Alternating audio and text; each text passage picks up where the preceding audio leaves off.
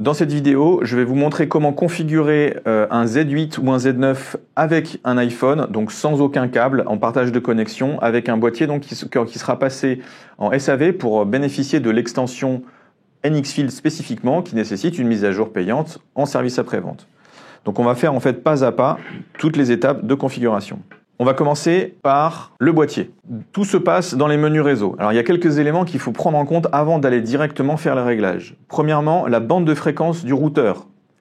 Il est très important de mettre bien 2,4 et 5 GHz pour des raisons qui sont surtout liées à l'iPhone. L'iPhone a quelques caractéristiques qui sont un petit peu cachées. Donc il est important de vérifier ce réglage-là, de ne pas se mettre spécifiquement en 5 GHz. On pourrait bénéficier du 5 GHz sur un iPhone de dernière génération. Ceci dit, la compatibilité, elle se fait moins facilement. On verra tout à l'heure sur l'iPhone qu'est-ce qu'il faut vraiment respecter pour que ça fonctionne systématiquement en connexion. Tout se passe pour la connexion NXField en tout cas dans un premier temps. On verra dans un deuxième temps un étage supérieur, on va dire, de connexion serveur FTP. On va uniquement se connecter entre l'appareil et le téléphone en passant par le menu se connecter à d'autres appareils.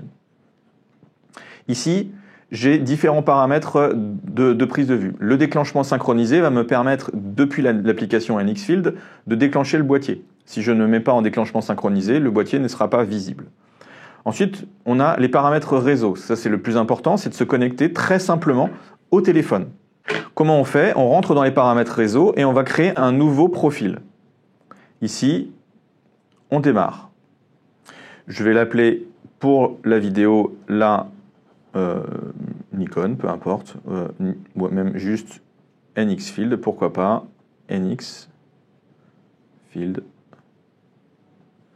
Voilà. Ça, c'est un nom qui n'a pas vraiment d'influence, ça n'a pas d'influence en tout cas sur des réglages. C'est juste une dénomination pour se rappeler de quoi on parle. Deuxième élément, on va faire une recherche du réseau Wi-Fi.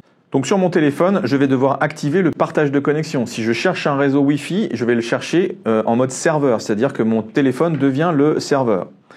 Il est très important ici de bien retourner sur le partage de connexion. Ça veut dire quoi? Ça veut dire que si même vous l'avez activé pour autre chose ou un peu il y a quelques temps, on va dire, retourner sur la page partage de connexion. L'iPhone a cette désagréable habitude, entre guillemets, de se mettre en veille de partage de connexion si elle n'est pas active. Donc là, en l'occurrence, je démarre ma connexion, donc j'active bien mon partage de connexion. Donc maintenant qu'il est activé, je passe en recherche de réseau Wi-Fi. Dans les réglages de réseau Wi-Fi, ici, j'ai bien iPhone de Ludo. C'est mon téléphone ici qui est un iPhone 14. J'ai un mot de passe qui est affiché sur mon téléphone, donc je vais le répliquer ici dans la clé de cryptage. En l'occurrence, c'est Nikon Test en minuscule. Important toujours de vérifier la casse de ce que vous écrivez. Nikon Test 23 par exemple. Ici, sur mon boîtier, je valide. Et donc, je suis connecté sur mon téléphone depuis l'appareil photo. Deux méthodes d'obtention de l'adresse IP, la détection automatique, la saisie manuelle. Là, on peut faire une détection automatique sans problème, mais il sera important de basculer en adresse IP fixe, c'est-à-dire en détection, plutôt en saisie manuelle. Il me reste deux éléments à faire. Ici, j'ai un nom de groupe que j'ai déjà nommé Nikon, en majuscule. On va voir après où est-ce qu'il faudra l'implémenter dans NXField, dans l'application. Je dois absolument, exclusivement, bien mettre un nom de groupe, car c'est la clé supplémentaire de reconnaissance entre le boîtier et l'appareil photo. Dernier élément, ici, comme je souhaite déclencher mon boîtier et pouvoir le commander depuis mon téléphone, ça doit bien être un appareil distant et pas un appareil principal. Un appareil principal, on le verra dans d'autres configurations, c'est celui qui déclenche les autres boîtiers. Donc là, il faudra au moins deux boîtiers pour cette configuration. Ici, je suis un boîtier distant. À partir de ce moment, j'ai terminé ma configuration sur le boîtier. Vous voyez qu'il y a très peu d'étapes et que c'est très simple à faire. Maintenant, je vais passer sur mon téléphone et donc je vais aller dans l'application NXField. C'est la première fois que je le lance, donc il y aura quelques éléments à valider sur l'acceptation de la licence et compagnie. Donc là, effectivement, je vais bien cocher les deux cases et je démarre. Vous voyez que le logiciel nous accompagne dans la première configuration. Il est bien noté qu'ici qu'il faut qu'on connecte un boîtier et qu'on entre un nom de groupe. On l'a déjà vu, le nom de groupe, je l'ai saisi sur le boîtier, c'est Nikon en majuscule. Je vais commencer par ça, je vais faire groupe setting. Ici, c'est absolument essentiel de mettre un nom de groupe. Donc je vais bien mettre Nikon en majuscule. Et là, au lieu de default name, je vais mettre simplement test.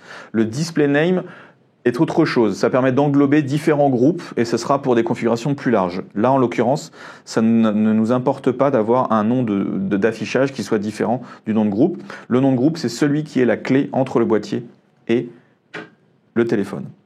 Donc maintenant, on est connecté, on va dire, en mode groupe et ici, on va ajouter une caméra. Si on ne se rappelle pas ce qu'on doit rentrer ici, on doit rentrer uniquement une adresse IP. L'adresse IP nous a été donnée automatiquement tout à l'heure depuis le téléphone sur le boîtier. C'était 172.20.10.12. Si on ne se rappelle pas, on va directement sur son boîtier, ici vérifier, et bien appuyer avec le bouton vers la droite, et ce sera marqué éditer. Éditer, on va aller chercher le profil TCP/IP, et là, l'adresse, elle est indiquée en dessous en gris, 172.20.10.12. C'est celle-ci qu'il faut que je rentre directement dans l'application. 172.20, pas forcément obligé de mettre les zéros avant, en tout cas dans ce genre de saisie, 10, 12. On peut entrer un titre, c'est-à-dire décrire ce boîtier, soit sa position, soit si on n'a qu'un boîtier, ça n'est pas nécessaire. Là, en l'occurrence, je mets toujours moi, par habitude, on va dire, le nom du boîtier, Z8, et l'optique qui est dessus. Parce que de toute façon, une fois que c'est connecté, l'adresse, le numéro de série du boîtier est récupéré par l'appareil, donc ce n'est pas la peine de le mettre en supplément. Donc là, je connecte une caméra. Et dès que je vais appuyer sur le petit commutateur d'allumage, normalement, ma connexion s'effectue directement, sachant que je suis déjà connecté en mode distant ici. On autorise la connexion au réseau local. Et c'est parti, j'ai la connexion immédiate. Et je peux déclencher mon appareil immédiatement et faire des réglages surtout sur le boîtier, comme on peut le voir dans une autre vidéo. Vous pouvez aller voir, consulter exactement comment on fait pour fonctionner directement. On a vu ici uniquement se connecter depuis NXField sur son boîtier. Maintenant, si je veux effectivement aller chercher mon Live View, je l'aurai directement ici. Je ne rentre pas plus dans le détail de l'utilisation. Une autre vidéo est dédiée à l'utilisation de NXField avec un iPhone et un appareil photo connecté en Wi-Fi.